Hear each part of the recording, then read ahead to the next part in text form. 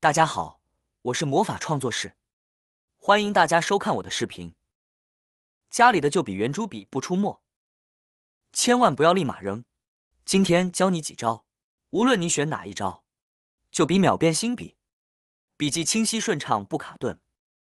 日常工作中经常呢会用到笔，有些笔呢刚买回家呢就不好写。当你拿起笔想要写点什么的时候，却发现笔尖干枯。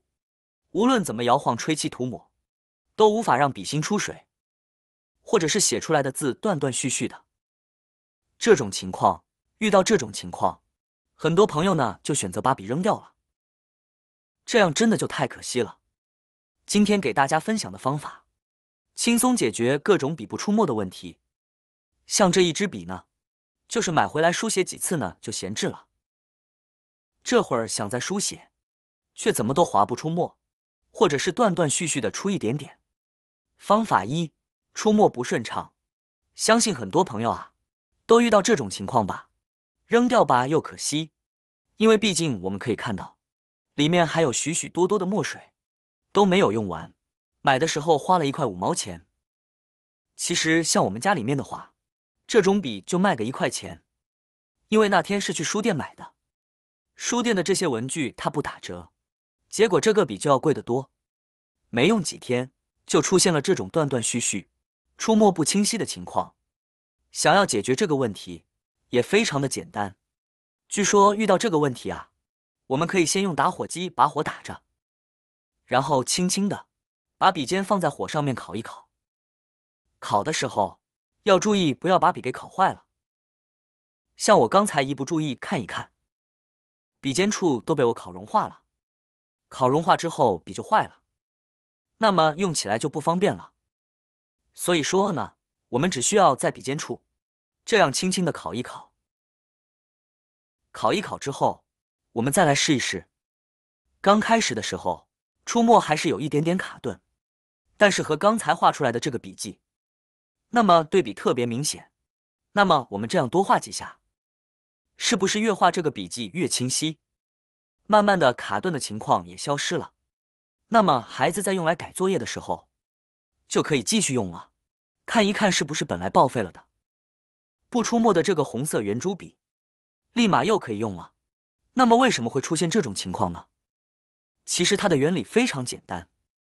据说用打火机烤笔芯笔尖处的时候，可以改善我们笔芯里面墨水的流动性，可能也是和我们的热胀冷缩这个原理有关吧。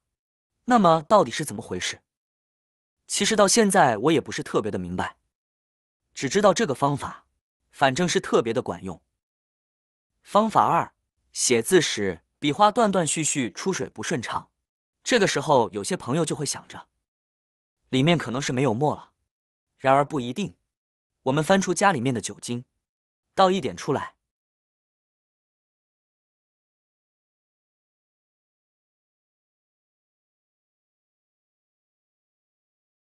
然后我们把笔尖呢放在酒精里面泡一泡，大概30秒左右。现在我们来试一试，圆珠笔出水就变得顺畅了，字迹也越来越清晰了。方法真的是超简单又管用。方法三，当遇到笔不出墨的情况，千万不要一个劲的甩，或者怀疑没有墨水，因为明明它可以看见有很多的墨水。那这时我们就把笔先拿出来，拿起圆珠笔将其拆开。大多数笔的笔身和笔尖都是可以分离的，你只需要将它们拆开，把笔先拿出来，然后准备一个碗，碗里边呢倒入适量的热水，水温应该是热的，但不至于烫手，大概40-50度。这里确保笔芯完全浸泡在水中，让它在热水中泡上大约5分钟左右，让热水充分渗透到笔尖处，再使热力热化里面的墨水。过了5分钟后，取出笔芯，并将它重新安装回圆珠笔的笔绳中，拧紧就好了。确保安装时笔芯和笔身连接紧密，没有松动，这样书写呢才顺畅。接下来我们就可以尝试使用圆珠笔书写，你会惊奇的发现，圆珠笔恢复了正常使用，可以顺畅的写字了。这个小妙招的原理是，通过热水的热量，可以使笔芯内的墨水呢变得更加的流动，解决了圆珠笔无法写字的问题。热水能够软化墨水，改善其流动性，从而使圆珠笔恢复正常。方法4，这支笔染不出墨，写个笔都很困难。那很多女生都说我没有打火机怎么办？难道还得花钱买个打火机？其实不用，这里是用橡皮筋来解决圆珠笔完全写不出字的问题，就是扎头发的皮筋也可以使用。然后取一小块胶布，覆盖住橡皮筋和笔身的一部分，作用是用来固定笔和皮筋。接下来，你可以将橡皮筋环绕笔身，将其固定住在笔的中央位置，确保它紧密贴合橡皮筋。固定好后，把笔旋转绕圈，绕几圈后松开手，让笔自由旋转起来，多操作几次。这个动作的目的是让橡皮筋带动笔芯呢快速旋转，产生一定的摩擦和震感。旋转一段时间后，你可以再次尝试使用圆珠笔。通常情况下，你会惊喜地发现，圆珠笔呢可以正常的写字了，而且书写出墨顺畅，不卡顿不漏墨。其实原理也非常的简单，这是因为在旋转的过程中，橡皮筋的摩擦和震动，促使笔芯内的墨水重新湿润。当湿墨水和干枯的墨水相结合，在我们书写时，摩擦去除了干枯的墨水，使新墨水流出来，解决了圆珠笔写字困难的问题，效果呢还是不错的。接下来我们来看看方法5。当我们用圆珠笔写字时，出现这种情况呢，不下有，写字总是断断续续，一点都不流畅，很让人恼火。这时候，我们准备2张平时擦嘴巴的餐巾纸，然后呢，把纸巾对折2次，把它按紧实一点，折2次呢就够了，不用太厚。然后我们把不出墨汁的笔呢，在纸巾上面轻轻的划直线，大概划半分钟左右，时间到差不多了。现在我们来试试看效果如何。大家看看，效果是不是特别好？